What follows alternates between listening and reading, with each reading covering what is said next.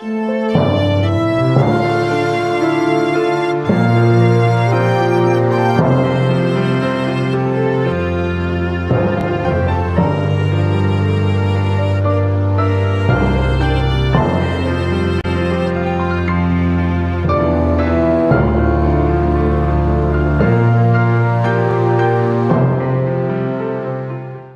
bénissons ton nom, ta fidélité, nous te louons, nous t'honorons, nous t'exaltons, nous te disons merci.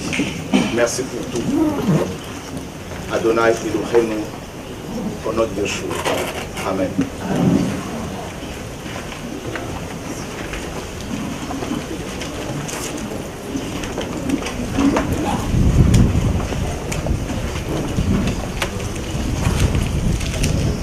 Le royaume de Dieu.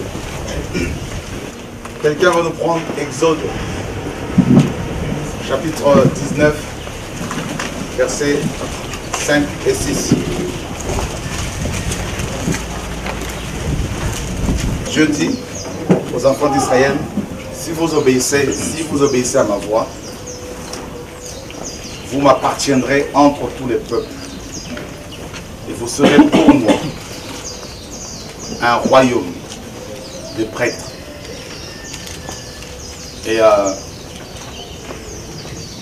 Dieu, quand il donne une parole, quand il libère une parole, comme vous le savez, elle ne retourne pas à lui sans accomplissement. C'est impossible. C'était le désir du Seigneur que toutes les 12 tribus soient composées des rois et des prêtres. Au départ. Si on remonte encore à l'époque de la création de l'homme, Dieu dit, créons l'homme à notre image. Pour quelle raison?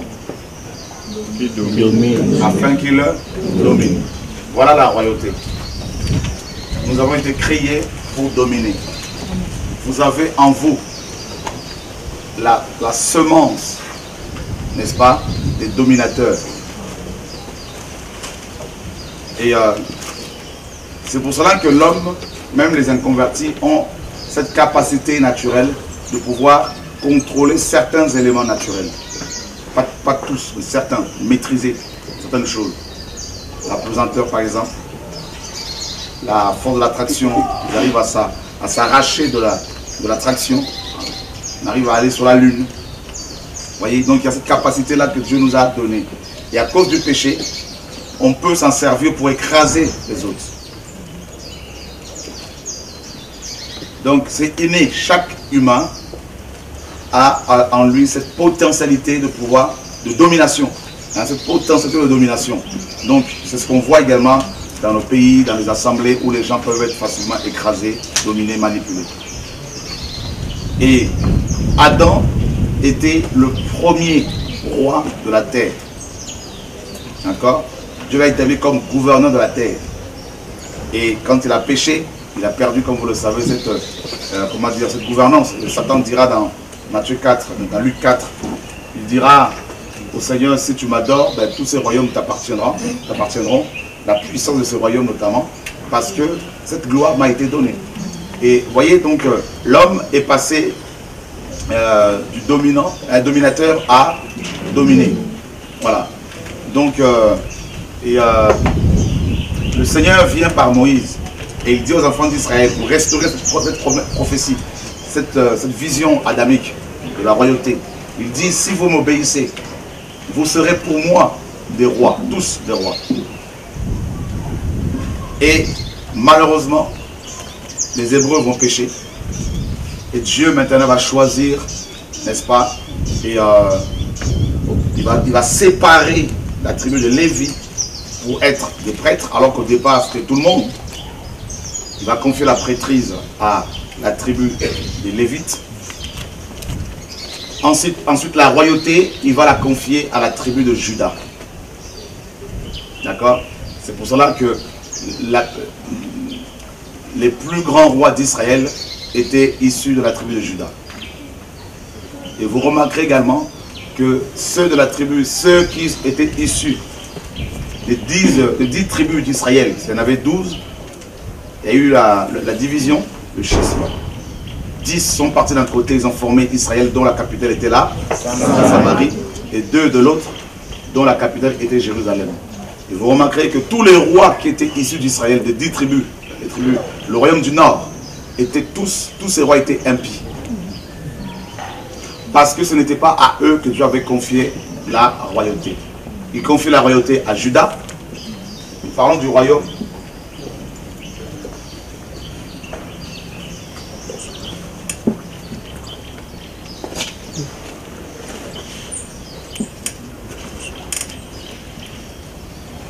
Et ensuite, prêtrise.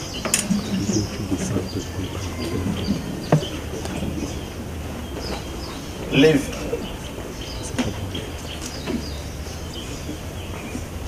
Maintenant, Dieu a prévu que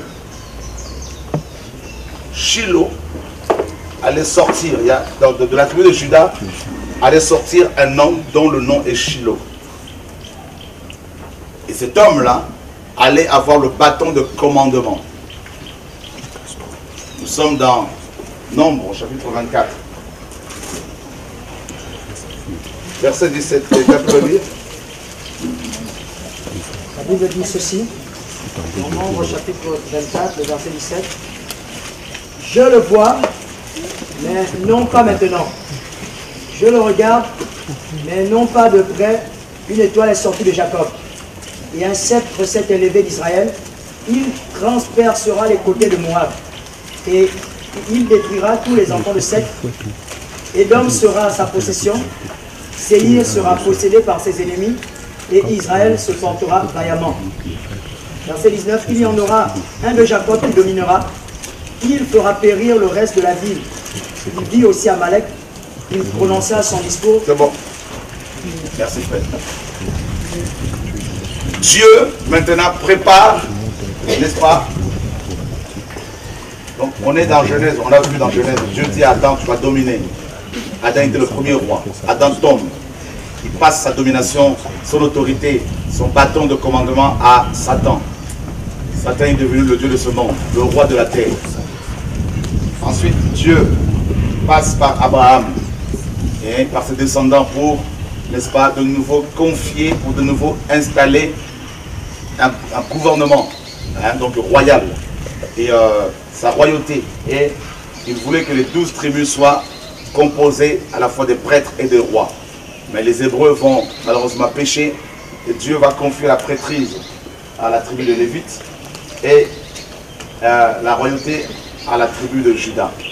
Et ensuite, il choisit, comme vous le savez, un homme dans la tribu de Juda, Yeshua, et il lui a confié, Yeshua homme, c'est de lui-même, il lui a confié le sceptre, le bâton de commandement, l'autorité gouvernementale, l'autorité royale.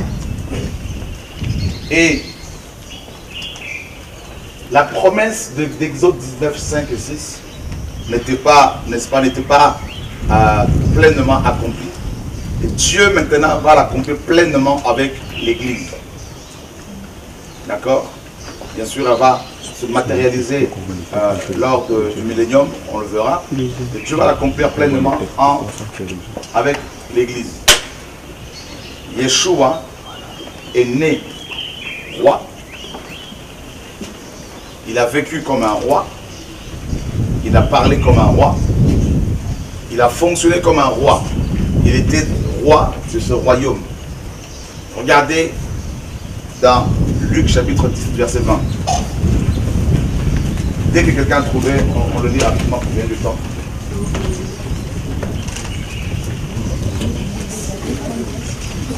Luc chapitre 17, verset 20.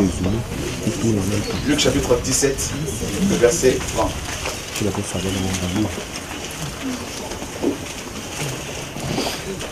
Luc 17, 20. Or les pharisiens demandèrent à Jésus quand viendrait le royaume de Dieu. Il leur répondit et leur dit, le royaume de Dieu ne vient pas de manière à attirer l'attention. Et on ne dira pas, il est ici ou il est là, car voici le royaume de Dieu est au milieu de vous. Voilà. Jean est venu, le Baptiste. Il a dit aux gens, repentez-vous, car le royaume des cieux est proche. Et les Juifs attendaient le rétablissement de ce royaume. Le royaume, notamment davidique. Yeshua vient et il commence par dire aux gens dans Matthieu 4, repentez-vous, car le royaume des cieux est proche. Alléluia. Voilà leur message. Repentez-vous, car le royaume des cieux est proche. Les pharisiens viennent, ils lui demandent justement, quand est-ce que ce royaume va arriver? Il leur dit, mais écoutez, le royaume de Dieu ne vient pas de manière à attirer l'attention des gens. Le regard, le royaume est là. Pour nous qui sommes issus des nations, ce n'est pas quelque chose qui nous choque. Lire ce passage et puis passer dessus facilement. Mais pour les Juifs, ce n'était pas quelque chose de facile à admettre. Parce qu'ils s'attendaient à ce que le royaume de Dieu vienne pour fracasser tous les autres royaumes. Vous vous rappelez de la prophétie de Daniel 2, la pierre qui se détache sans le secours d'aucune main et qui est venue frapper quoi? La statue. D'accord? Et les Juifs s'attendaient à ce que cette prophétie s'accomplisse littéralement à leur époque. Non. Il y a eu d'abord la destruction du royaume de ce monde sur le plan spirituel. Vous comprenez? Dans la pensée des hommes. Regarde, quand tu te convertis, les gens du monde, les païens, ils ont dans leur mentalité, dans leur cœur, la statue de Nabuchodonosor. Hein? De Nabuchodonosor, cette mentalité mondaine, le péché, c'est des forteresses. D'accord? Et à la conversion, que se passe? Eh bien, la pierre, le royaume de Dieu, vient et fracasse cette statue. À nous. D'accord? Donc sur le plan spirituel, dans les cœurs des hommes et des femmes qui se tournent vers le Seigneur, il y a des fracassements, hein, donc qui s'opèrent. Les royaumes de ce monde se fracassent en nous pour laisser place au royaume de Dieu. Mais on ne le voit pas forcément. Et vous savez pourquoi on est passé à côté du royaume de Dieu? Parce que Satan nous a tellement attachés aux églises. On nous a tellement enseigné sur les églises. Et très souvent, les questions que nous avons, les questions que les frères me posent, c'est parle-nous de l'église, parle-nous des églises. En fait, on a oublié que l'église fait partie d'un royaume. Et on s'est plus focalisé sur les églises, sur les ministères, que sur le royaume. Et c'est un mal qui nous ronge. Celui qui comprend le royaume de Dieu va facilement comprendre l'église. D'accord? Et donc les pharisiens viennent, ils ne comprenaient pas que le royaume de Dieu devait s'installer en deux temps. D'abord, dans la mentalité des gens, dans les cœurs. D'ailleurs, le Seigneur dit n'est-ce pas qu'il a dit à cet homme, à Nicodème, tu ne peux pas entrer dans le royaume de Dieu si tu n'es pas né d'en haut. Voilà. Donc, le Seigneur dit, mais le royaume est là. Sous cet aspect-là, spirituel du royaume, les pharisiens ne l'avaient pas vu, ne le connaissaient pas. Il dit, le royaume est là. Quel royaume cherchez-vous encore? Le royaume est là. Et regardez ce que le Seigneur dit dans Matthieu 24, 14. Il a dit quoi? Quelqu'un va le lire rapidement.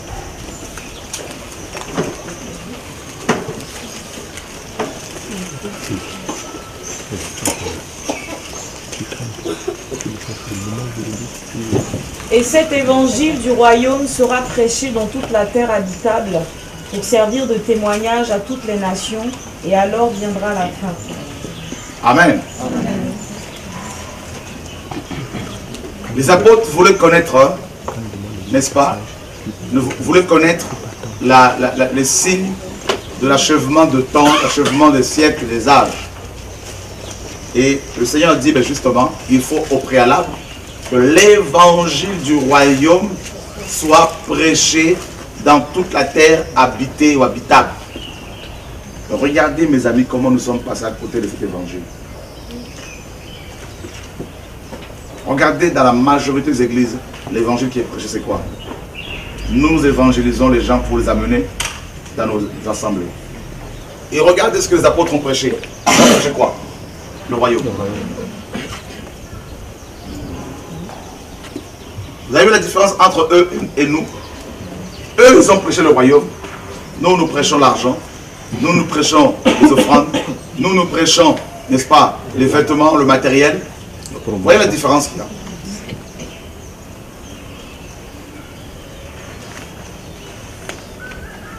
Mettez-vous un peu dans le contexte historique. Rome était le plus grand royaume de l'époque, le plus grand royaume. César était le plus grand roi, considéré en même temps comme un dieu. Et il y a eu un groupe d'hommes et de femmes, essentiellement illettrés, des hommes et des femmes sans lettres, qui sont sortis de nulle part et qui ont commencé à dire qu'il y a un autre royaume qui est beaucoup plus puissant que le royaume de César, qu'il y a un autre roi qui est beaucoup plus puissant que César. Et vous avez vu tous les dégâts qu'il y a eu. Persécution, emprisonnement, rejet. Parce que le royaume de Dieu, quand il arrive quelque part, il prend tout. Et Satan n'en veut pas. Satan ne veut pas, les hommes ne veulent pas. Il y a une résistance. D'où la persécution. Paul dit dans Acte 20 qu'il a passé beaucoup de temps enseignant les choses concernant le royaume de Dieu.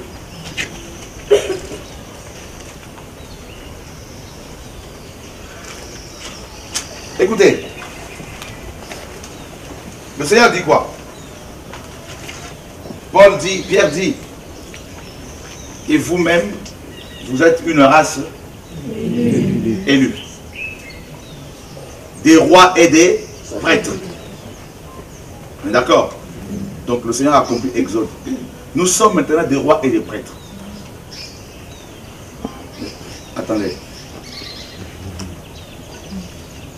Vous avez vu le nombre des rois dans nos églises qui, moi je viens ici, souvent je vois les mêmes individus parfois qui viennent me voir pour les mêmes problèmes.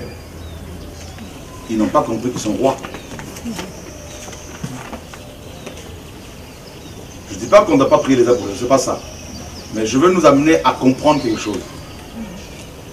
Regardez, vous ne pensez pas que j'ai des problèmes aussi? Mais pourquoi je ne vais pas vous voir à chaque fois quand j'ai des problèmes? Parce que vous croyez que je suis Dieu? Non. Non. Que je suis plus important que vous? Non. La différence parfois c'est quoi? C'est que Dieu nous fait comprendre certaines choses. En fait, celui qui comprend le royaume comprend son identité. Amen. Parce que quand on vient comme ça, je ne dois pas encore m'asseoir avec les mêmes individus 5 ans après pour les mêmes problèmes. Les nouvelles personnes viennent nous épuiser. Vous venez nous épuiser. Mais vous tuez, c'est vous qui tuez les missionnaires. Amen.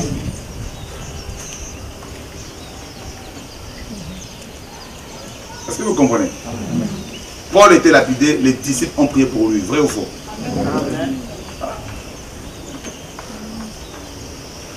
Qu'il y ait des questions pour la parole enseignement, oui. Mais qu'on dise non, Jean Bobo et Marie de nous qui m'embêtent, vous ne voyez pas qu'il y a un problème. Ça, c'est pas le royaume, ça.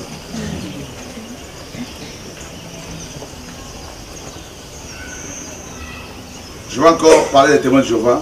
Ils sont dans le faux dans beaucoup de choses, hein, ça c'est clair. Mais néanmoins, ils ont compris un tout petit peu sur le royaume. Vous n'allez pas voir un témoin de Jéhovah, aller voir un ancien pour dire, tu sais, j'ai une douleur au niveau de ma dent ici, tout ça, impose-moi les mains. Ça n'existe pas. On leur a appris qui ils sont.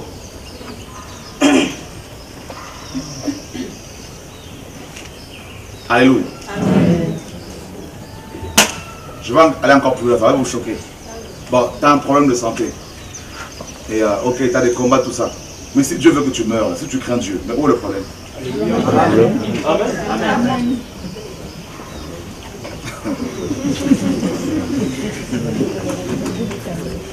Ah? Bah oui. Oui, on n'a tellement pas compris le royaume qu'on a même peur de la mort. non, non, non, non, non, non, non, non, non, je ne mourrai pas, je vivrai. Mais si ta mission est finie, on fait comment?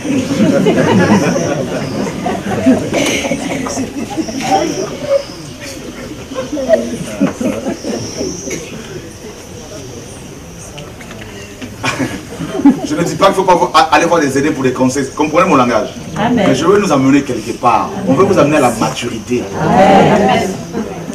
Le royaume, c'est la maturité. Amen. Parce que dans le royaume, tu comprends que tu es roi. Hein, donc, il y a le roi des rois, le Seigneur est le roi des rois. Donc, nous sommes tous, en tant que chrétiens, des rois. Donc, tu es roi, je suis roi, ma soeur est pareil. Ça, c'est notre identité. Le royaume, c'est ton identité. Qui es-tu? Avant d'être chrétien, tu es d'abord roi. Amen. Tu es roi, tu es chrétien, tu es... Mais on nous a parlé tellement de... On est chrétien, on est chrétien, on est chrétien, c'est rentré là-dedans, on est chrétien, on est chrétien. Du coup, ça devient religieux.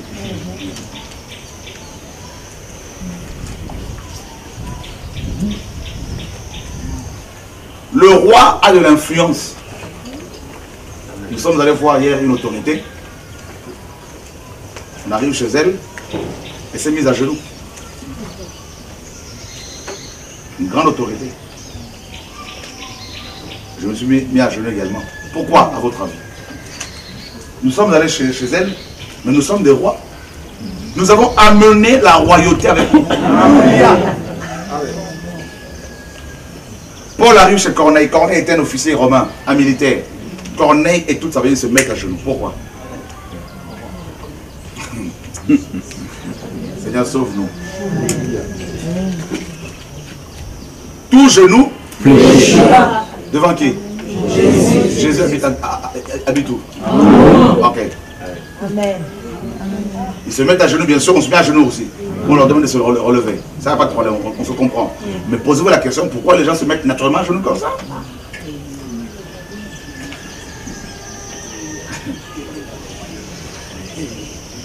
Nous n'avons tellement pas compris notre identité que quand on fait les délivrances, comme j'expliquais à une sœur, t'inquiète pas, je ne vais pas citer ton nom, nous voulons tout pour qu'il y ait une manipulation pour s'assurer que le démon était là et qu'il est parti. Seigneur, nous sommes incrédules, pardonne-nous. Regardez le royaume, la culture du royaume. Un officier romain demande au Seigneur de venir chez lui. Vous vous rappelez, non? Le Seigneur allait chez lui, effectivement. Il partait chez lui. Et qu'est-ce que cet homme a fait? Il ne te donne pas la peine de venir chez moi. Car moi qui suis soumis aux autorités, j'ai aussi des soldats sous mes ordres. Et quand je dis à l'un, va et il va. Viens et il vient. Donc dis seulement l'amour. C'est ça le royaume. Mais vous, quand un démon vient vous attaquer la nuit, vous allez passer toute la nuit en train de prier. Alors que le lendemain vous travaillez, vous vous fatiguez, envoyez le feu à gauche, à droite, on dit pourquoi tu es fatigué, j'ai combattu, t'as un problème.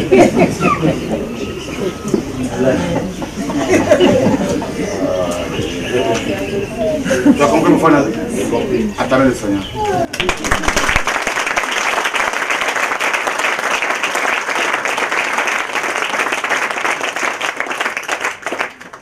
Roi, ordre. Le roi donne des ordres.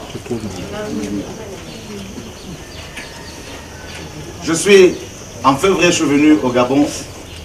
Je vous ai expliqué à l'hôtel où j'étais, dans la chambre où j'étais, comme dans toutes les chambres dans cet hôtel, il y a des statues, et des masques africains. Je rentre comme ça, je vois un masque juste devant le lit. Je dis, problème ici.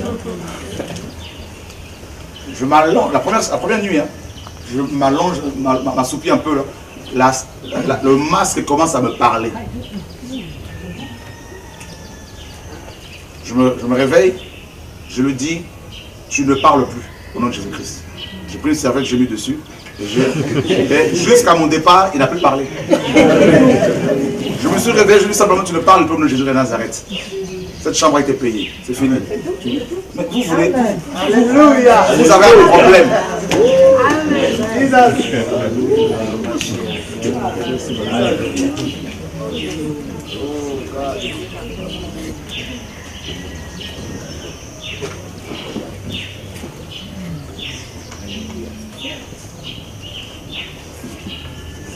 Mon peuple périt.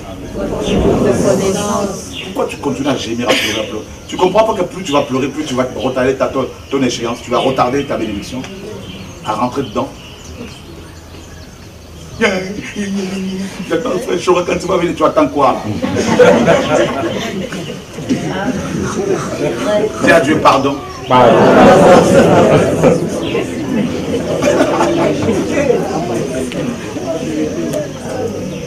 Voilà comment parle un roi. Il n'a pas compris qu'il est roi. Il n'a pas réalisé qu'il est roi.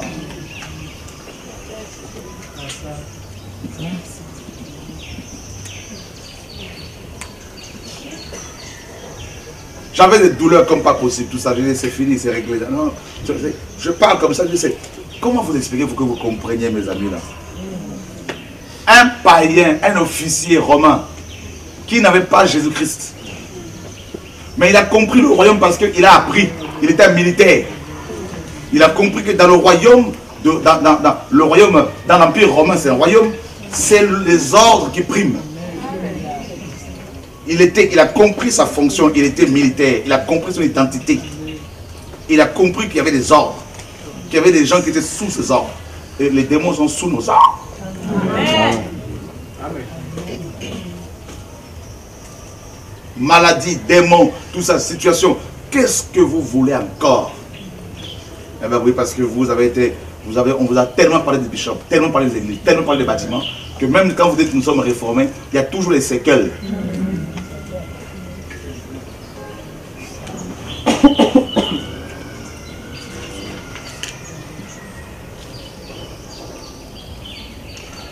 Hier, on venait au programme. Après, on a atterri tard. Le frère est venu nous chercher. On venait au programme. On est tombé dans les bouchons, tout ça. Et on était juste à quoi 200 mètres, 300 mètres du stade. Et je dis au frère, là, je vais descendre pour marcher. En fait, si vous ne me comprenez pas, vous allez me prendre pour un fou. Je dis, moi je vais marcher jusqu'à là-bas. Oh non, non, je dis, bon, quelqu'un a proposé de faire demi-tour, on fait demi-tour pour aller rentrer de l'autre côté. On arrive de l'autre côté là-bas, c'était fermé, il y avait deux militaires là, il y en a un qui disait non, non, non, c'est fermé tout ça. Le frère est descendu, il parlait avec. Je voyais que ça bloquait, ça bloquait. Dieu me dit, si tu restes là, vous n'allez pas passer par là, vous allez arriver encore tard parce que le diable est en colère. Dieu me dit, descends là par le militaire. Je suis descendu, j'arrive, je lui ai dit, je suis pasteur, je suis un homme de Dieu. Avec l'autorité gouvernementale. Amen. Automatiquement, le langage a changé. Il y a un deuxième qui est venu, il a dit, bon, on va laisser. On est parti. Amen.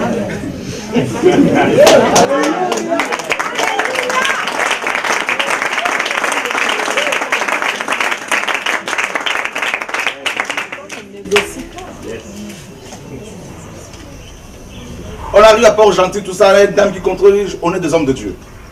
Ok, homme de Dieu, tout ça. Vous ne vous...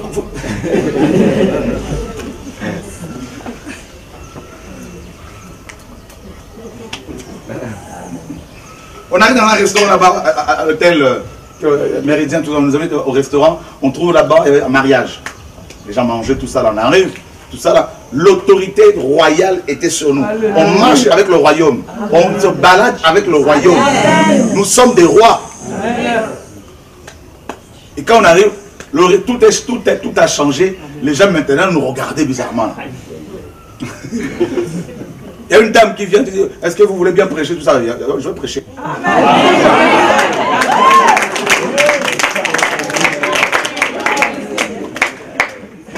Et on a prêché. Amen. Vos professeurs, le grand professeur aussi, les médecins, les grands, là, tout ça. Mes amis, ils n'arrêtent pas d'appeler tout ça, parce qu'il y en a, on va voir. C'est impressionnant, le royaume. Amen. On arrive pour visiter les deux cliniques de ce frère qui est un grand médecin, que Dieu le bénisse. Ses employés, ses collaborateurs, docteurs, tout ça, infirmières, tout. Il y en a qui nous regardaient, qui nous toisaient. Mais quand l'autorité du royaume est venue, à la fin, c'est les sourires, ils ne veulent plus lâcher, tout ça, machin. C'est ça le royaume. Alléluia.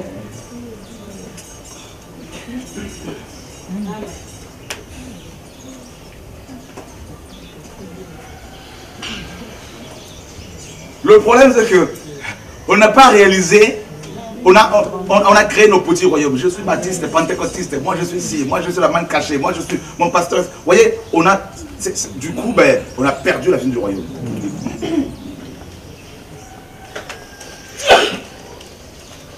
J'ai pas besoin d'avoir, comment dire, une église pour qu'on me reconnaisse que je suis un homme de Dieu. Non.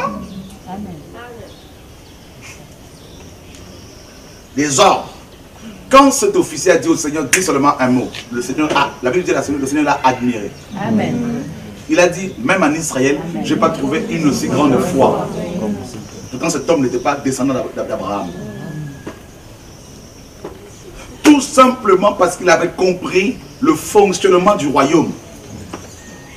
Il a réalisé que l'homme Jésus était un grand roi. Il a compris que si le Seigneur disait une seule parole, les choses allaient changer. Une parole seulement, un ordre. Et les subalternes allaient exécuter cet ordre.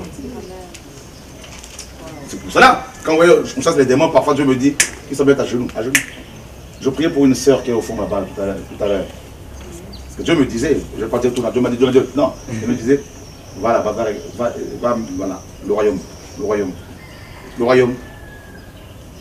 Va avec le royaume. Amen. On arrive, une sœur là, on me dit, son cas est compliqué. On prie, le démon me dit, non, commence à me parler bizarrement. Il dit, mets-toi à genoux, mon Dieu. Sors, sur le ventre, c'est fini. On a dit au frère, on va se régler. Et la sœur se relevait, c'est fini. Élisée avait compris le royaume. Naaman, un grand monsieur, quitte son pays. Il vient comme ça, Élisée dit à Géasi, va le Dieu de se baigner cette fois. Le royaume.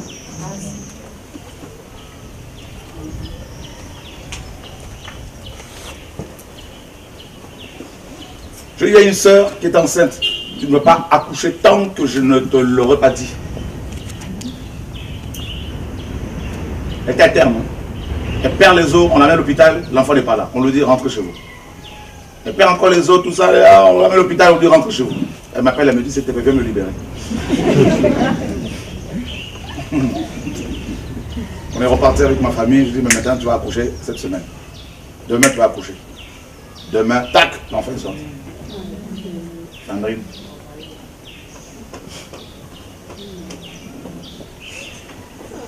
J'ai pas besoin de passer du temps là pour parler aux démons, mais c'est quoi cette affaire-là? Passer une nuit pour combattre pour faire quoi? Vous n'avez pas compris. Passer la nuit de l'adoration pour parler à mon Père, oui. Amen. Mais passer la nuit pour gaspiller mon temps avec les démons. On a été créé pour passer du temps comme ça avec eux. Non, je combattais.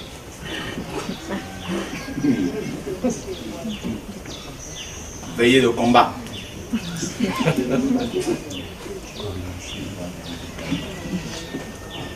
Qui réalise que nous avons des problèmes? Je dis, dans ma famille, personne ne mourra par la sorcellerie. Personne ne meurt par la sorcellerie. Amen. Amen. J'ai libéré ça, c'est fini. Tu peux être malade. S'il faut rester 20 ans malade, mais tu ne mourras pas quand tu parles. Et quand la mort vient, quand le temps arrive, Dieu me montre. Et là, Seigneur, maintenant, tu peux reprendre la personne. Comme mon frère qui veut nous décéder. Personne. Attendez. C'est quoi cette affaire?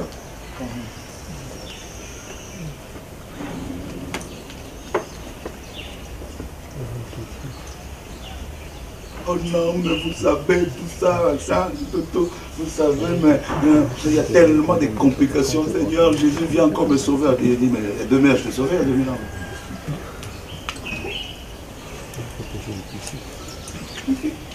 Paul arrive, il prêche la parole à ce proconsul. Bar Jésus était là, il s'y opposait. Paul n'a pas commencé à dire. Il dit, tu ne verras plus le soleil.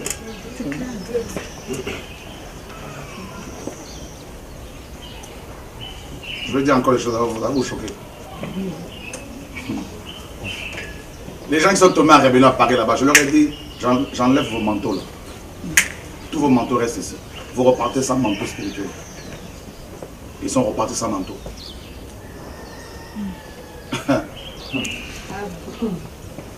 Un frère a fait un songe. Il dit, mais comment ça se fait que tout le monde quitte à l'époque, tout le monde part, parce que ça partait de partout, là, tout ça, dans toutes les églises, les anciens partaient, les gens. Dieu l'amène chez moi en vision. Il a vu dans toutes les chambres, il y avait des fruits partout. Il a vu dans une pièce, il y avait tous les manteaux de tous ceux qui sont partis.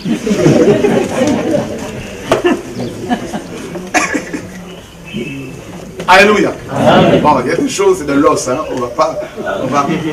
Nous bénissons nos ennemis. Mais nous sommes, vous comprenez? Parfois, je peux être là, je dis, Seigneur, cette nuit, je n'autorise aucun sorcier de traverser ma cité. Et dans la cité où je suis, enfin, c'est la résidence, je dis, aujourd'hui ou pendant une semaine, personne ne passe par-dessus. Personne ne passe. Parce qu'un roi a donné des ordres. Et tous ceux qui sont sous nos ordres, eh bien, contournent la zone. Amen.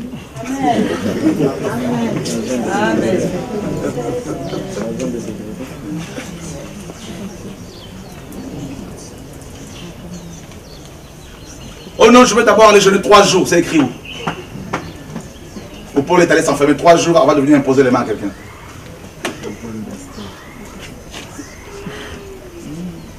Religieux. Vous allez vous tuer, vous allez vous détruire vos organes à cause de je ne sais pas quoi.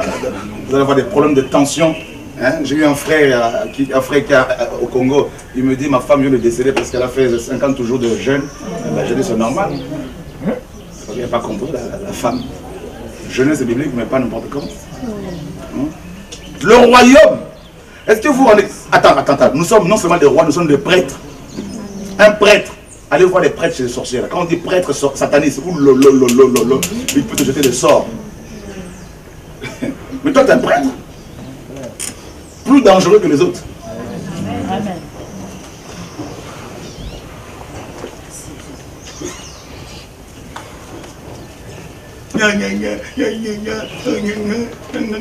Un jour, mon fils vient me voir. Un démon est venu m'attaquer dans la chambre. Je me réveille comme ça, le démon était là, je me suis rendormi. Comment c'est comme ça? Je me rendors aussitôt. Vous pouvez être 1000 démons. Je me réveille comme ça, vous avez été vaincu. Seigneur, je dors, je suis fatigué. Voilà. Je chasse le démon, c'était vers 3 h. Le lendemain, vers 9 h, mon fils vient me voir, il me dit, j'avais 8 ans à l'époque, il me dit, papa, un démon veut me voir se tenir dans ma chambre. Je me suis réveillé, je l'ai vu, je lui ai dit, sors au nom de Jésus-Christ. Je me suis endormi, je lui ai dit, petit, c'est bien.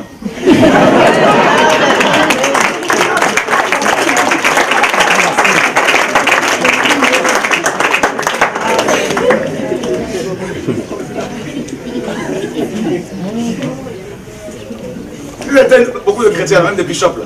Le fort! Seigneur, tu as dit, je ne mourrai pas, je vivrai. Aïe, aïe, aïe.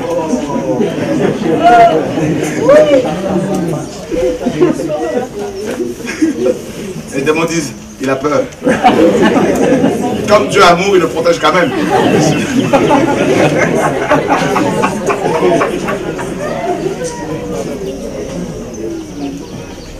Tu travailles, on veut licencier tout le monde.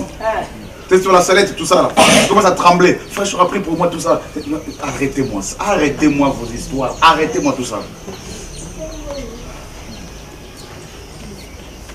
Tu dis, Seigneur, si c'est ta volonté que je sois viré, je serai viré. Tu dis aux gens, à tes collègues, si Dieu veut que je sois viré d'ici, ce sera sa volonté parfaite. Amen. Mais si ce n'est pas sa volonté, je resterai ici, le patron, vous partirez.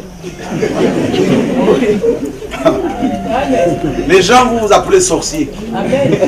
Amen. Ils vont dire, faites attention, quand lui il parle, c'est dangereux. C'est ça le royaume, c'est la parole. Dis à ton frère, c'est la parole.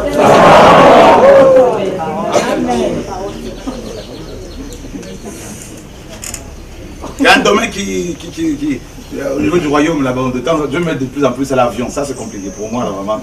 Hein? Ça, c'est vraiment... ça nous rappelle que nous sommes des hommes. Hein? Mais sinon, voilà. Le royaume, c'est aussi la foi. Tu vois un handicapé comme ça, là, tu sens qu'il y a quelque chose qui peut se passer ici. Là. Il y a quelque chose à jouer ici. Lève-toi. Le royaume, nous sommes des rois. Qui veut exercer sa royauté? Amen.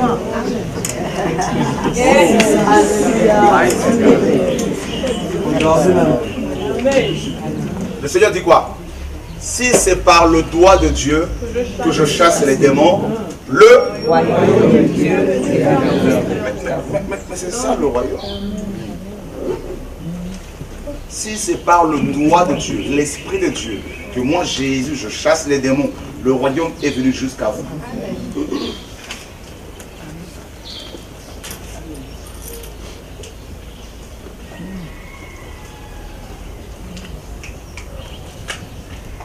Mais pour expérimenter ton autorité royale, celle que Christ a donnée, on nous dit que Christ est le roi des rois. Hein? Mais le roi des rois, mais ces rois-là sur lesquels il règne, c'est d'abord nous. Ensuite, les autres rois, les rois de ce monde. Amen. Attends, vous allez voir qu'une autorité, l'autorité se met à genoux. Mais attends, c'est quoi ça? Mais ça, c'est le royaume. L'homme a reconnu qu'il y a une autre autorité. Vous avez vu comment Nabuchodonosor tombait devant Daniel? Amen. Je reconnais maintenant votre Dieu et le roi des rois. Tout ça, le royaume. Daniel, au milieu des sorciers. Personne n'a tué. Mais si c'est nous là, on va commencer à se barricader d'une manière. Hein? Non, il ne faut pas la saluer parce que tu sais, c'est une sorcière. Moi, je veux te saluer. Je veux te faire la bise. Tu me donnes à manger à une banane. Je prends la banane devant toi. Non, ça c'est. On rend grâce. Oui, il faut rendre grâce. Mais je vais encore vous amener plus loin. Quand tu touches la banane déjà comme ça, elle est déjà sanctifiée. Amen. Mais comment vous... Seigneur, sauve-nous. On prend la banane. Seigneur, je la sanctifie. Seigneur, tu as dit.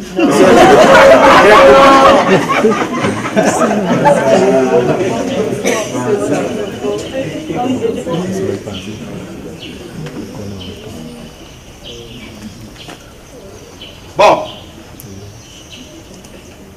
Le royaume, nous l'avons en nous. Le royaume, nous partons, nous nous baladons avec, nous dormons dans le royaume. En fait, tout ce que vous faites, vous le faites dans le royaume. On passe plus de temps dans le royaume que dans nos églises. Nous régnons. Ce qui fait que celui qui comprend le royaume, il ne va pas pécher volontairement. Parce qu'il sait que constamment, il est dans le royaume.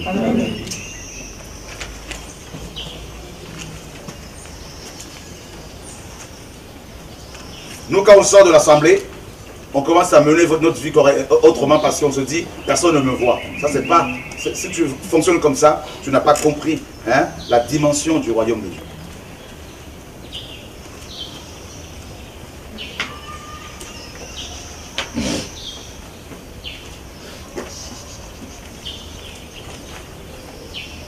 Amen. Le royaume, est-ce que vous pouvez vous imaginer, c'est le royaume le plus glorieux. Un royaume qui n'a pas de limite. Un royaume qui n'est pas limité dans le temps, ni par le temps, dans l'espace, ni par l'espace. Alors, on va lui dire que de venir ici, hein, c'est possible.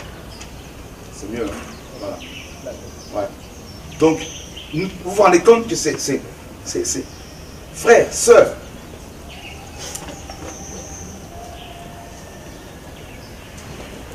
comportez-vous comme les membres de ce royaume. Parlez comme les gens du royaume. Réfléchissez comme les gens du royaume.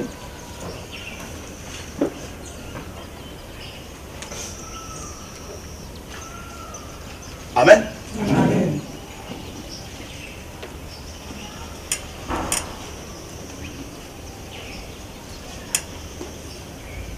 Oh Seigneur, ouvre leur entendement.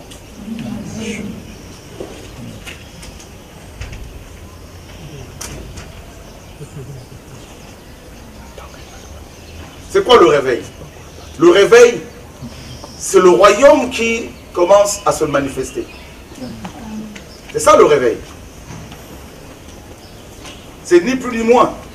Quand vous entendez parler du réveil, le réveil, le réveil, le réveil, le réveil, il y a le réveil. C'est quoi le réveil? Quand on dit c'est une prise de conscience, parce que le réveil c'est quoi? Les gens se repentent, les gens se convertissent, les gens changent de mentalité, les gens confessent leur sorcellerie, les gens, n'est-ce pas, confessent qu'ils ont trompé leur mari, qu'elles ont trompé leur femme, qu'elles ont trompé leur mari, qu'elles ont trompé leur mari, qu'ils ont trompé leur femme.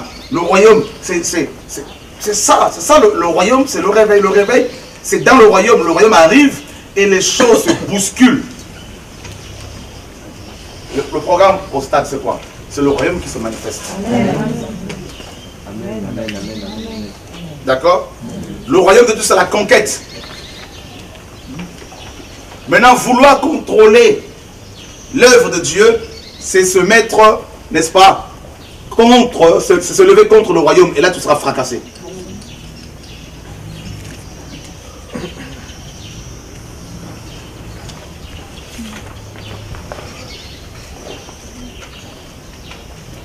Avant-hier, il y a un de chefs gendarmes, le gendarme est venu me voir. Quelqu'un m'a dit, un chef de gendarme qui veut te voir. Il n'y a pas de problème. Il est venu à la fin, hein, sur l'estrade, j'étais sur l'estrade, les gens étaient là. Il est venu, il m'a dit, prie pour moi parce que je trompe ma femme tout le temps. C'est ça le royaume. Regardez, je vais vous dire une chose. Si vous cessez le royaume, les gens ne verront même plus votre race. Ah ouais. Vous ne voyez pas. Même si tout le monde, même si on dit les Gabonais sont racistes, ils n'aiment pas les étrangers. Mais toi, ils vont t'adopter. Parce qu'ils n'ont pas le choix.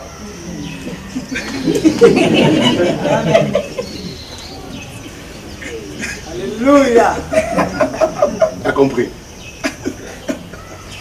Parce que le royaume enlève les identités humaines là. Le royaume efface tout ça.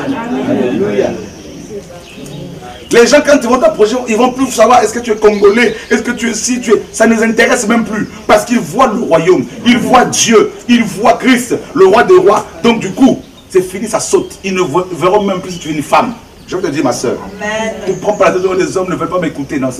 Comprends le royaume, même l'homme le plus macho, quand il aura un problème de santé, même dans les coulisses, il viendra s'agenouiller.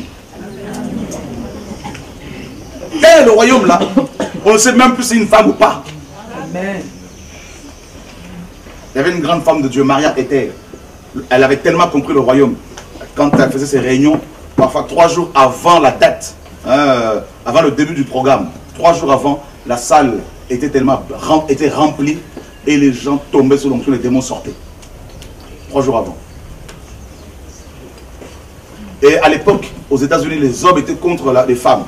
Eh bien, laissez-moi vous dire, la plupart des hommes, justement machos, étaient tellement malades qu'ils étaient au premier. Amen. À première place, attendant leur délivrance. C'est ça le royaume. Amen. Frère, vous voyez comme je n'ai aucun diplôme. Je n'ai même pas eu mon brevet de 3e.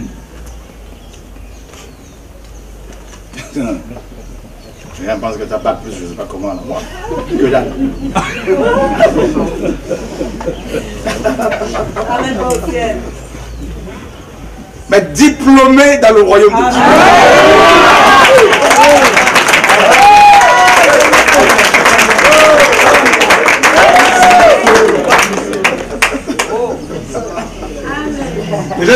Il a fait quoi comme étude? Que dalle, rien. On va parler de l'histoire, on va parler de la biologie, de la science, tout ça, parce qu'il y a eu un travail. Le royaume, quand le royaume vient, Dieu te rend intelligent.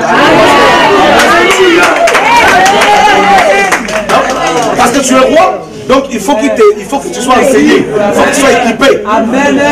Parce que tu vas traiter des diverses affaires. Amen. Ah oui. Il t'apprend à gérer les finances. C'est ça le royaume. Oh mes amis.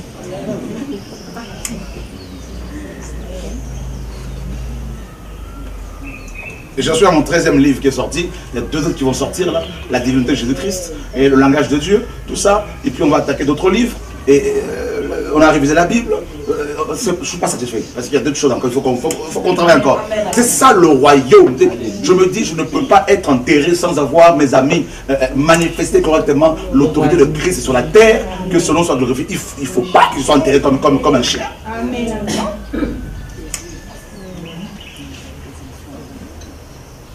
Du coup, on a des amis professeurs, on a des amis les grands médecins, tout ça. Ça devient des amis.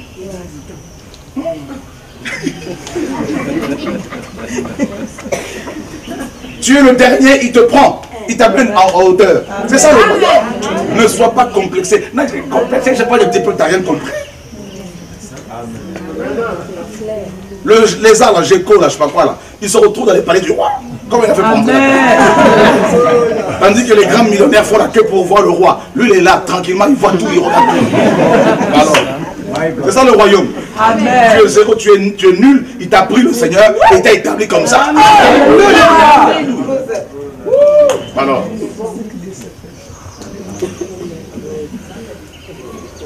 Et quand on est avec les grands, on change même le français, on adapte les choses. On sort des mots qu'on a cachés quelque part, tout ça.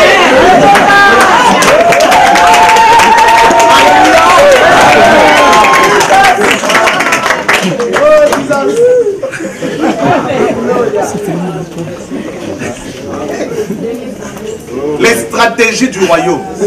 Avec les juifs, j'étais comme un juif. Avec les juifs. Le royaume. Qu'est-ce que tu veux dire le royaume?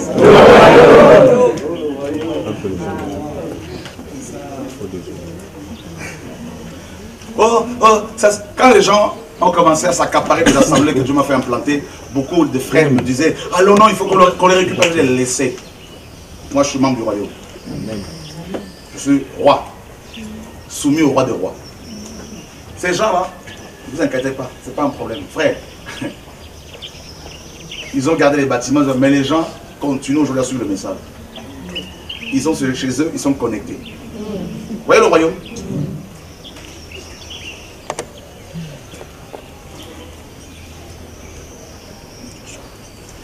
Jesus. Paul en prison, il influençait les gens positivement. En prison. Prisonnier dans un bateau. Prisonnier dans un bateau. Il dit quoi? Il dit, l'ange du Dieu à qui j'appartiens m'a dit, m'est apparu. Ne vous inquiétez pas, personne ne mourra. Oh, prison, si c'était toi, dépression. Seigneur, quand est-ce que je veux me délivrer? Regarde ton voisin, reprends-toi. Reprends-toi.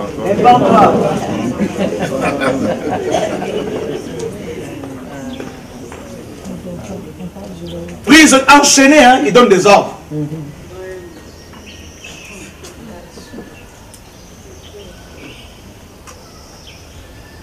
Il donne des instructions. Le royaume, frère, notre royaume, vous ne vous imaginez pas.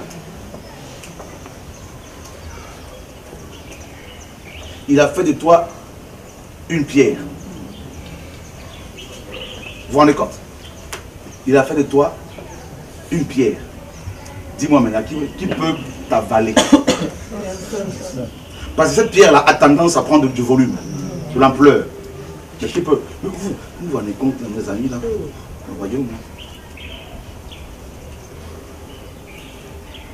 Paul dit, car le royaume de Dieu, ce n'est pas le manger et le boire. Il a dit non. C'est d'abord là, la justice. Ah, il faut être un homme juste. C'est ça le royaume. Pour vivre les conséquences, les effets du royaume de Dieu, tels que le feu, tels que l'autorité de Christ sur les démons, sur la maladie, tout ça, il faut premièrement être juste. Et ce n'est pas une justice humaine, attention. Dieu est très exigeant. Les exigences, voilà. Ces exigences sont tellement grandes qu'on ne peut pas tellement hautes qu'on ne peut pas les atteindre. Il est très très exigeant. C'est-à-dire, tu tues, on te tue. Tu voles, on te vole. La loi du talion. Donc, les exigences du Seigneur, de sa justice, sont telles que aucun homme ne pouvait, mes amis, les satisfaire. Personne. C'est pour ça que Dieu est venu. Il est mort en tant qu'homme. Et par son sang, il nous a rendus justes. Maintenant, en tant que justes, nous ne volons plus. Nous ne convoitons pas les femmes. Nous ne voulons pas coucher avec ces femmes. Nous ne voulons pas, même si on a des attaques, nous refusons. Dans la justice, il y a l'intégrité morale. Nous sommes des hommes et des femmes intègres. Au travail, on te donne de l'argent pour faire des achats. Ce qui reste, c'est là tu ramènes. Même si c'est 1 centime, tu le dis à ton employeur. Voilà ce qui reste. L'intégrité.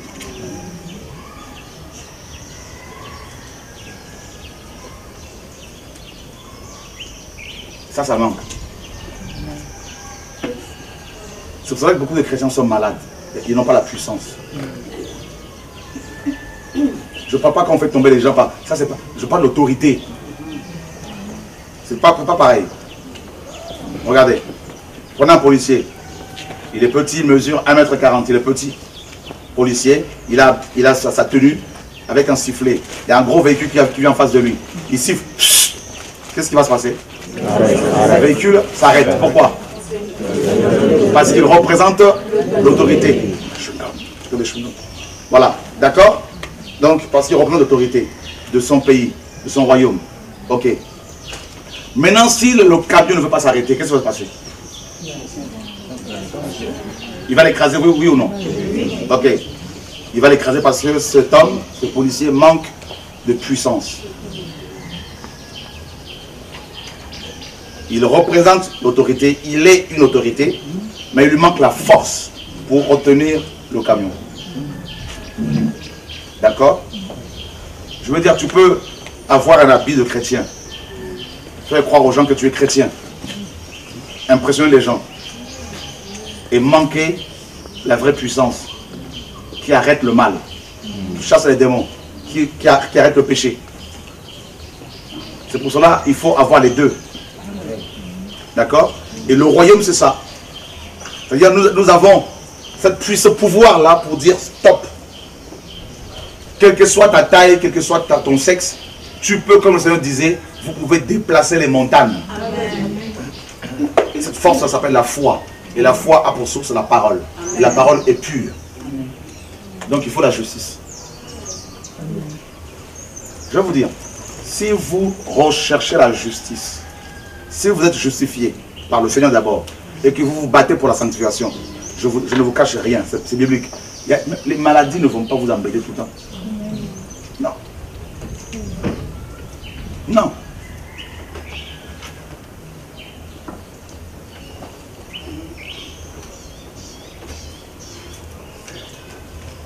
Dieu veut des hommes et des femmes justes. C'est ça le royaume.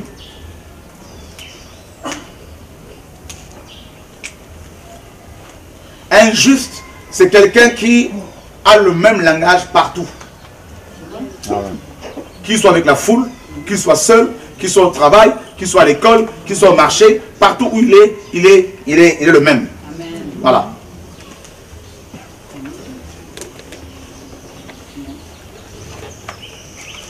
Il y a la paix, on le sait. Le royaume, c'est la paix. La paix avec Dieu. La relation, donc, dans le royaume, on est connecté à Dieu. Donc, il y a la paix avec le Seigneur. Il y a la paix avec ceux qui procurent la paix. Donc, on ne doit pas avoir des conflits entre frères et sœurs dans les assemblées. Entre ethnies, parce qu'on est de différentes ethnies et différentes nations, alors qu'on est tous membres d'un seul royaume. Il y a la paix entre tous les membres du royaume, quelles que soient leurs origines. Ethnique, raciale, géographique. Quand je viens ici, je n'ai pas besoin de savoir Alain, il est de quelle ethnie, un tel, ça ne m'intéresse pas ça. Non. Il y a la paix avec les vrais frères. Il y a cette paix aussi du cœur, l'assurance. Je vous laisse ma paix, je vous donne ma paix. Quel que soit ton problème, tu ne t'agites plus. Amen. Amen. Non. Ça va changer quoi? Rien. C'est ça le royaume. On garde sa paix. On ne perd pas sa paix parce qu'il y a l'agitation autour de vous. On peut être secoué, ça peut arriver au nez humain. Mais on se ressaisit quand même. Amen. Amen. Voilà. La paix.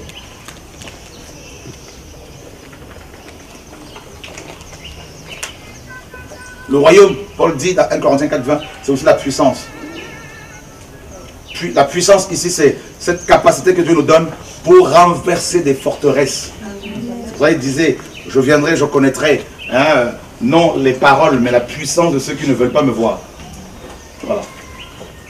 l'autorité qu'il avait, Paul, n'est-ce pas, que Paul avait pour corriger, pour construire et non pour détruire.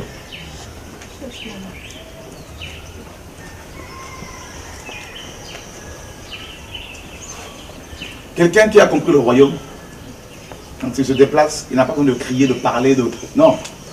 Dès par sa vie, les gens qui l'approchent sentent quelque chose. Approchez les gens, ou les femmes ou les hommes qui sont saints. Quand vous rentrez dans leur prison, chaque enfant de Dieu qui a compris le royaume a un périmètre. Amen. Ce périmètre-là constitue comme son petit royaume que Dieu lui a donné. Paul le dit, c'est biblique, hein? Dans 2 Corinthiens 10. Il parle des champs d'action. Il dit, nous ne dépassons pas nos limites. Vrai ou faux? Amen. Par exemple, Dieu peut dire à Jacques, toi, ta sphère d'autorité, juste pour que vous compreniez à peu près, ta sphère d'autorité, c'est le Gabon. Si Jacques veut aller à Brazza, il peut mourir.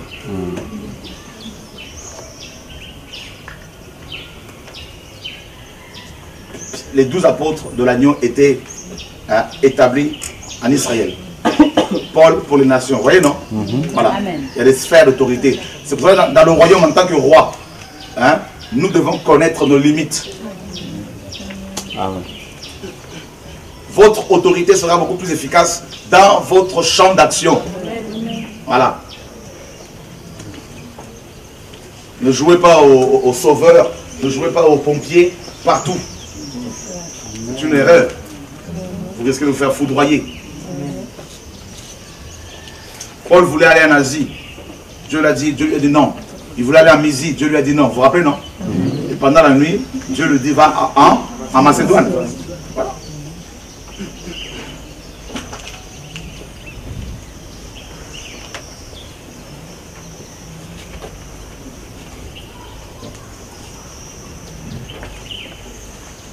Alors, pour finir, le royaume de Dieu, on le vit dans le quotidien. On est dans la justice, dans la paix, dans la joie. La joie, la joie, la joie, la joie. Et dans ce royaume, comme je disais, toutes les différences ethniques, tout ça la saute complètement. Battez-vous pour ne pas voir les autres chrétiens différemment. Battez-vous pour ne plus voir, n'est-ce pas, et condamner les gens en fonction de leur ethnie. Et ça, ce n'est pas la mentalité du royaume. Évitez cela. D'accord? C'est important. Battons-nous pour cela. C'est ça le royaume. Et ce royaume, bien sûr, sera établi physiquement, visiblement, sur terre pendant 1000 ans. D'accord? Dieu l'a promis à David dans 2 Samuel 7, 14. Il sera établi sur terre pendant 1000 ans lorsque Dieu va mettre fin au gouvernement des hommes, à l'autorité gouvernementale humaine, pour asseoir maintenant sur terre pendant 1000 ans son royaume. Et c'est dans ce royaume-là que nous allons aussi régner voilà, avec Christ. C'est là-dedans que nous allons avoir, il y en a qui vont avoir 10 villes à gérer par rapport à la parabole de talents et de mines, d'autres 5 villes. Et ça va durer 1000 ans. Quand Dieu m'a fait comprendre les spécificités du royaume, les exigences également de sa justice, l'autorité gouvernementale que nous avons reçue, j'ai compris que nos églises sont devenues des véritables instruments de destruction des œuvres du Seigneur. Parce que les gens sont enfermés. Les églises, c'est quoi? C'est des lieux, c'est des réunions, d'abord des frères et sœurs qui adorent Dieu en esprit, en vérité. Et en même temps, ils s'entraînent, ils se fortifient pour aller manifester les caractéristiques du royaume de Dieu dans le monde. Donc, à l'école, au travail, partout. C'est ça, les réunions des églises.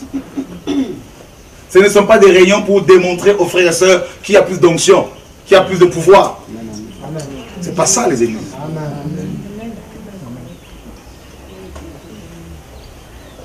qui a plus de versets, qui a plus de révélations au niveau de la parole. C'est pas ça les églises. On n'est pas là, on ne se retrouve pas pour s'impressionner. Non. On se réunit premièrement pour adorer. Au nom du Seigneur, bien sûr. Pour glorifier son nom. Deuxièmement, c'est pour nous encourager. Ah, mais il y en a qui sont abattus, qui sont... Ben, on les relève. D'accord? Quand on a fini, on va passer plus de temps, bien sûr, dehors. Hein. Vous vous retrouvez ici, par exemple, le dimanche, quoi, 3-4 heures, et ensuite, le reste du temps, c'est où? C'est dehors.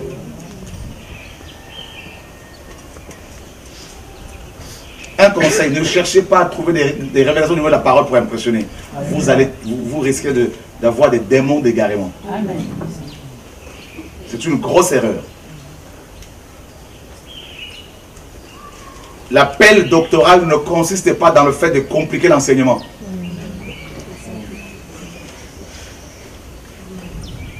L'appel doctoral consiste dans le fait de rendre évident les choses.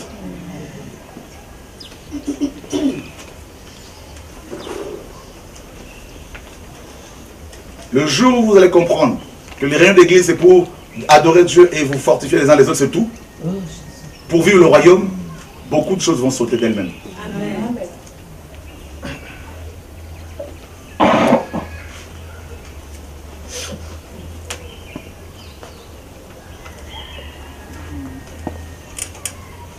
Vous passez 3-4 heures ici, le dimanche. Chez vous, vous passez 8 heures toute la nuit. Vous voyez, non? Alors qu'ici, c'est seulement 3 heures le dimanche. Parfois, ça peut vous arriver de rester toute la journée, c'est vrai. Et 8 heures chez vous pour le sommeil, 8 heures au travail ou à l'école. Vous vous rendez compte? Nous passons plus de temps avec les païens qu'avec les frères et sœurs. D'où la nécessité, l'importance de comprendre le royaume de Dieu. Hein? Voilà. Vous avez compris? Les missionnaires, c'est pareil. Un missionnaire qui n'a pas compris le royaume, qui a compris seulement l'église locale, l'église biblique, eh bien, ce missionnaire-là, il va créer des sectes partout où il va aller. S'il comprend le royaume, il va libérer les gens et il va les laisser avec le Seigneur. Même si les églises sont implantées, mais il va enseigner d'abord le royaume.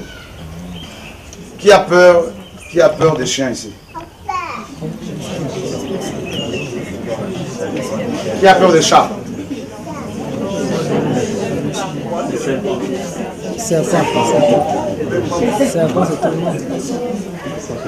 Un chien qui vient vous attaquer comme ça, ne courez pas. Amen. Regardez-le en face. Amen. Au nom de Jésus. Assez. Amen. Amen.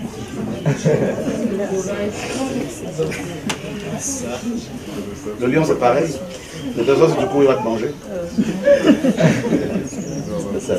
Bon.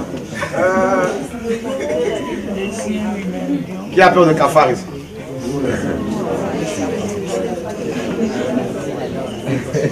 Oui. Moi, je peux poser une question. Est-ce que Dieu nous a créés pour dominer les hommes? Non. Non. Dieu ne nous a pas créés pour dominer les hommes, pour dominer les autres. Non, Dieu nous a créés pour gouverner la terre et prendre soin de la terre et puis prendre soin des animaux, des arbres, tout ça notamment. Et ensuite, l'autorité que Christ nous a donnée, eh ben, nous l'exerçons sur les serpents, les scorpions, sur les maladies, sur le péché, n'est-ce pas? Voilà. Ouais, les scorpions, les démons, tout ça. Oui, on va finir dans 5 minutes pour vous permettre d'aller préparer la soirée. Bonjour tout le monde. Bonjour. Moi j'ai deux questions. La première question c'est par rapport à la royauté. Nous sommes des rois. Est-ce que nous pouvons par exemple commander qu'aujourd'hui je vais aller à tel endroit, je vais avoir le travail, aujourd'hui je vais faire telle chose ou telle chose? Non, ce n'est pas de la pensée positive, ni de la proclamation prophétique comme les églises, certaines assemblées les enseignent. Non, c'est pas ça. Et nos ordres sont d'abord les ordres du Seigneur. D'accord? Dieu a dit et nous exécutons. Par exemple, comme Paul va dire à Bar Jésus, tu ne verras plus le soleil. Avant qu'il ne le dise, il est dit que Paul rempli du Saint-Esprit. Amen. C'est-à-dire l'Esprit lui a donné cet ordre-là. Donc les ordres que nous décrétons sont les ordres que Dieu nous inspire. Amen. Voilà. La deuxième question c'est par rapport à ce qu'on pourrait avoir une enseignement sur le chant missionnaire, donc le chant de Dieu. Parce que nous savons que aussi le chant qui est le monde, aussi le chant de Dieu, là où chaque chrétien peut exercer. Parce qu'il y a certains chrétiens, par exemple, en tant que chrétien, ils disent qu'il faut d'abord qu'ils puissent vraiment avoir une révélation ou un songe par rapport à leur famille. Alors que on peut dire que c'est un chant naturel. Donc il y a par exemple sur le chant de Dieu en fait. Par rapport à nos familles déjà restreintes, par rapport à vos familles restreintes, vous n'allez pas demander une révélation de quelqu'un pour travailler. Ça devient, voilà, c'est autre chose. Et ça, c'est naturel, effectivement. Donc, il faut commencer à Jérusalem.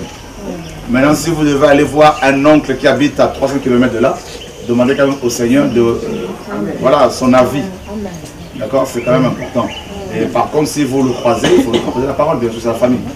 Et, mais si vous allez, par exemple, vous vous dites, je vais prendre l'avion pour aller à Mwanda, faire l'œuvre là-bas, eh bien, Dieu doit vous parler.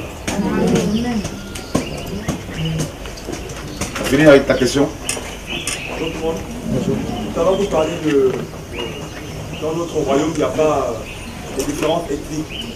Et je voulais que vous alliez un peu plus loin par rapport à ça, parce que je dis on trouve un peu ces différences ethniques dénominationnelles. C'est-à-dire tous ceux qui ne communiquent pas forcément avec nous. Hein, en gros, de l'homosexualité spirituelle. Mais nous avons des personnes seulement qui pensent comme notre dénomination. Et bien que nous n'ayons pas de nom dénominationnel, en parlant, je veux dire, souvent c'est encore dans l'esprit de beaucoup d'entre nous.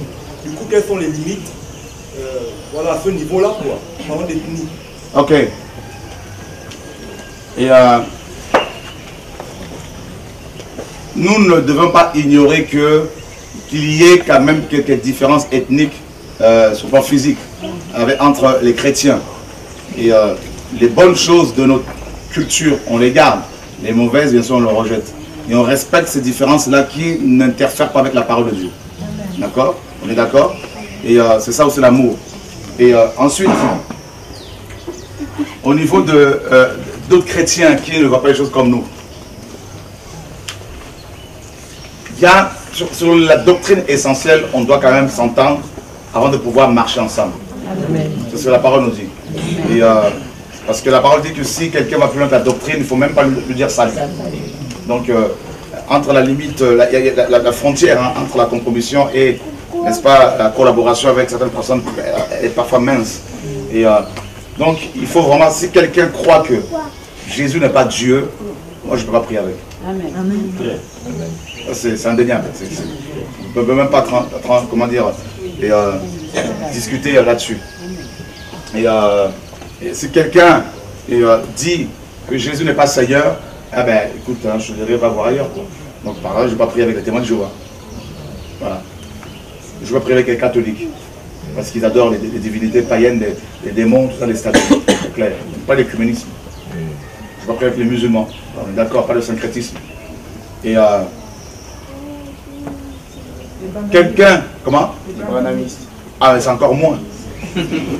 Parce que ça, c'est. Ils prennent la photo de Jésus-Christ, ils prennent la photo de Branham, c'est une insulte. Quel Jésus-Christ? Qui l'a pris en photo? Les adventistes. Hein? Les branhamistes.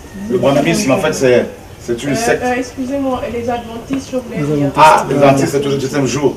Oui, parce que j'étais avant. Ok, ah, il y a plusieurs branches. Et il y en a qui, comment te dire, qui sont très attachés à la mosaïque. Hein, donc, qui disent aux gens, ben, s'ils n'observent pas ces lois, ils ne pourront pas être sauvés. Donc, ça c'est n'importe quoi. Voilà, qui croient aux écrits d'Ellen White, et qui a quand même, je pense que cette femme s'est beaucoup éloignée du Seigneur, et je ne vais pas prier avec, c'est clair. Je vais leur annoncer Christ, mais je ne vais pas prier avec. Par contre, il y a quelqu'un qui se dit pentecôtiste. S'il craint Dieu, et qu'il lui dit, frère, est-ce qu'on peut prier ensemble? Il n'y a pas de problème. D'accord? Quelqu'un qui est baptiste et qui dit, bon, moi, est-ce qu'on peut prier pour un sujet? Il n'y a pas de problème. Voyez? Donc, comment? Je voulais voudrais savoir par rapport à Olivier Frère. Parce qu'il a aussi les messages de l'enfant. Je ne le connais pas personnellement. Je ne veux pas vraiment prendre le risque. Comme je ne le connais pas personnellement, je ne sais pas s'il prêche. Je ne veux pas me permettre de juger. Et je ne peux pas parler de Branham parce que j'ai étudié un peu ce mouvement. Voilà. Mais lui, simplement, ce que je peux dire, c'est qu'il y a cette notion un peu de vouloir s'enfermer. Hein, ils ont acheté une maison quelque part dans le sud de France. Ils se sont enfermés avec les chrétiens là. Bon, parce qu'ils attendent le retour du Seigneur. Bon, je ne sais pas, parce qu'il y a une sœur qui était partie là-bas une fois parce qu'elle est revenue très, très déçue. Bon, ça, on veille là-dessus, là, il faut faire attention. Hein? Mais aussi avoir le discernement, est-ce que nous écoutons des messages? Bien sûr. Bien sûr, bien sûr. Bien sûr. Excusez-moi, pour moi je crois quand même que c'est un point important avec la doctrine parce que beaucoup parmi nous, excusez-moi, mais ils sont beaucoup mélangés. On mange un peu d'ici, on mange un peu de là-bas. Il y en a, moi je vois, qui sont un peu dans l'extrême. Bien que prêchant Jésus, prêchant le royaume, prenons le cas d'Ivan Castano. Il prêche une forme de royaume là, mais vous sentez qu'il est vraiment à côté. Mais il y en a qui mangent de cette sauce-là et en même temps on mange dans la doctrine. Je crois que c'est sûr que quand on parle de l'extrême. Ok.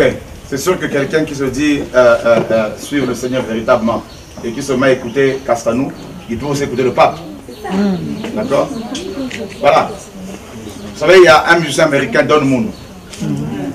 J'ai vu une vidéo de lui où il est parti chanter au Vatican. Je me suis dit, je ne veux plus écouter sa musique. Hein, ça c'est clair. Donc, en tout cas, à partir d'aujourd'hui, à part les anciens albums là, où on ne voit pas encore ce mélange.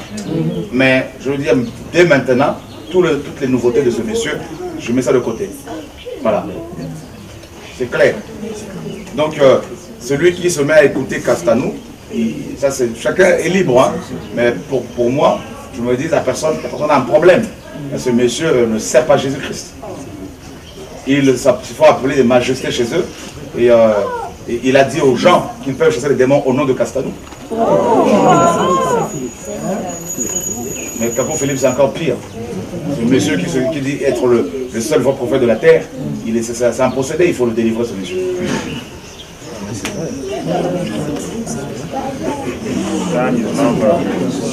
Oui. Joyce Meyer, elle, c'est carrément elle est dans le New Age, cette femme. Oui, je suis d'accord. Vous écoutez ces enseignements, vous recevez des démons. Qu'est-ce qu'on peut donner comme conseil à l'approche des élections présidentielles, par exemple, aux chrétiens qui doivent choisir quelqu'un qui doit les commander? Parce que quelque part, la parole de Dieu dit, je crois, dans le chapitre 8, verset 4, que les hommes ont établi au-dessus de leur propre chef, sans la volonté de Dieu, sans consulter Dieu. Et ils disent que c'est Dieu qui a voulu que tel nous commande. Qu'est-ce qu'on peut leur donner comme conseil? De toute façon, ce qu'il faut que les chrétiens comprennent, nous attendons un monde meilleur. D'accord? C'est pour cela que nous parlons du royaume véritable de Dieu qui doit arriver physiquement. Donc attendons-nous plutôt à ce royaume-là. Et parce que quelle que soit la personne, on aura toujours les mêmes problèmes. Donc, parce que quelle que soit la volonté des hommes, le monde ira toujours mal. D'accord? Et seul Dieu peut amener l'ordre. Maintenant, prions pour nos autorités, aimons-les. Amen. Comme Paul dit dans 1 Timothée 2, prions pour ceux qui nous gouvernent, afin que nous menions une vie paisible. Donc, et le reste, c'est Dieu qui fera ce qu'il a fait. Amen. Que Dieu vous garde et on va se comprendre pour ce soir.